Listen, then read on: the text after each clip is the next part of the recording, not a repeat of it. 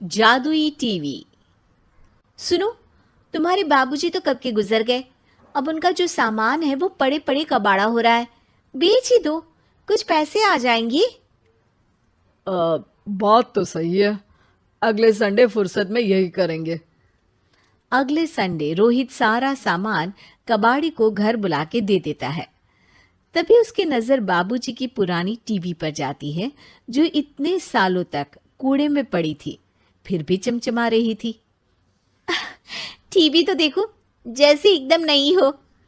हाँ, बाबूजी को टीवी देखना बहुत पसंद था। उनका सपना था कि वो टीवी पे आए। एक बार मौका भी था जब वो अपने गांव के गाने सुनाने किसी चैनल पर जाने वाले थे, पर मैं और मेरा भाई लड़ पड़े और बाबूजी को घर पर ही रुकना पड़ा।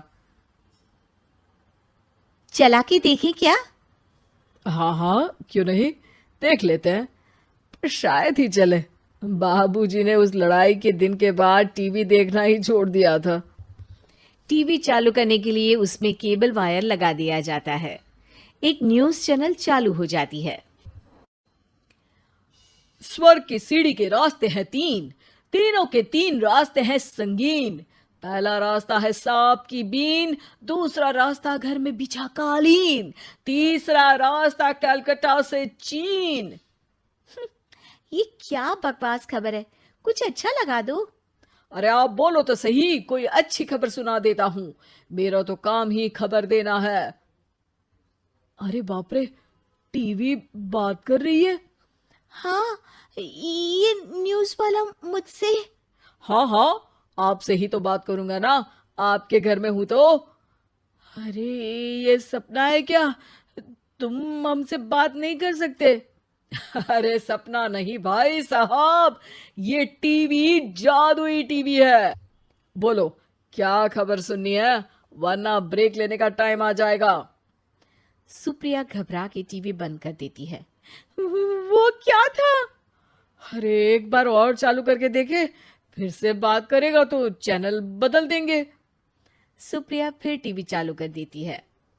अरे ऐसा कोई मुंह पे टीवी बंद करके जाता है क्या? मुझे बुरा लगा आपका नेचर। चाय पानी तो पूछो। सुप्रिया टीवी के बटन से चैनल बदल देती है। अब टीवी पर एक फिल्म चल रही है। अरे ये तो सूर्यवंशम है ना? हाँ, और ये ठाकुर को जहर की खीर दे दी और उसको पता भी नहीं है। ए भाई, खीर मत पीना, उसमें जहर है, मत पीना। ठीक है महाशय, जैसा आप कहें। हाँ। अरे, आपकी बात मान ली, पूरी पिक्चर ही अब तो बदल जाएगी। मतलब ये सच में जादुई टीवी है? तभी वहां कबाड़ी आ जाता है। भैया, टीवी के 150 रुपए दूंगा, चलेगा?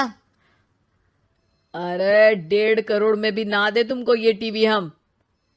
अरे 1.5 करोड़ खरीदने को होते तो तुम्हारे घर में ये पानी चाय नहीं पीता, अंबानी या टाटा के घर बैठा कोल्ड कॉफी पीता।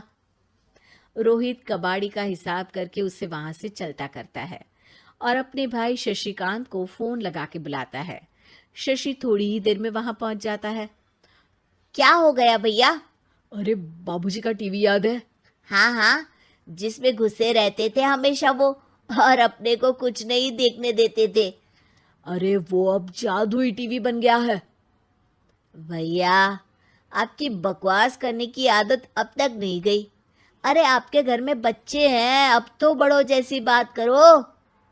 रोहित जाके टीवी चालू कर देता है।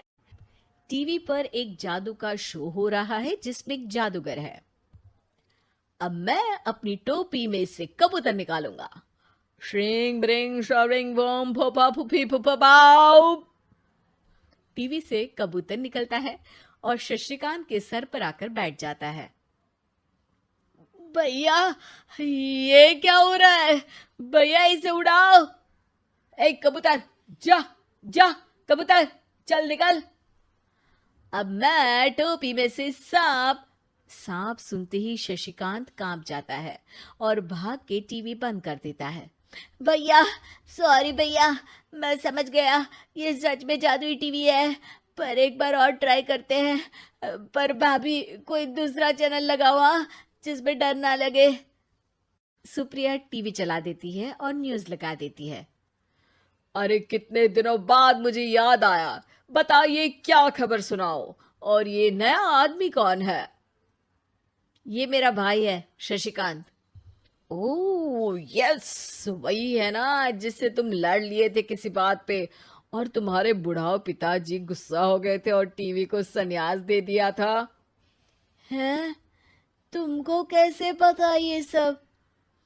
इस टीवी में रहने वाले आदमी से लेकर कबूतर तक को तुम्हारे बाबूजी और तुम्हारी बातें पता है, इसलिए तो ये जादुई टीवी है। ये टीवी क्या कर सकती है वैसे? तुम जो मांगो दे सकती है। कहानी बदल सकते हो, खबर बदल सकते हो, कोई चीज मांग सकते हो। अरे भैया, ये टीवी मैं लेके जा रहा हूँ। बाबूजी का लाडला तो मैं ही था ना। अरे ऐसे कैसे? मैं बड़ा बेटा था, अब तक मेरे घर में टीवी थी ना। अब तक कहाँ गए थे पिताजी के लाडले? तुम्हारी गलती का एहसास भी है। अरे भैया, ज्यादा ना बोलो वरना भूल गए आपके दांत तोड़ दिए थे मैंने उस लड़ाई में।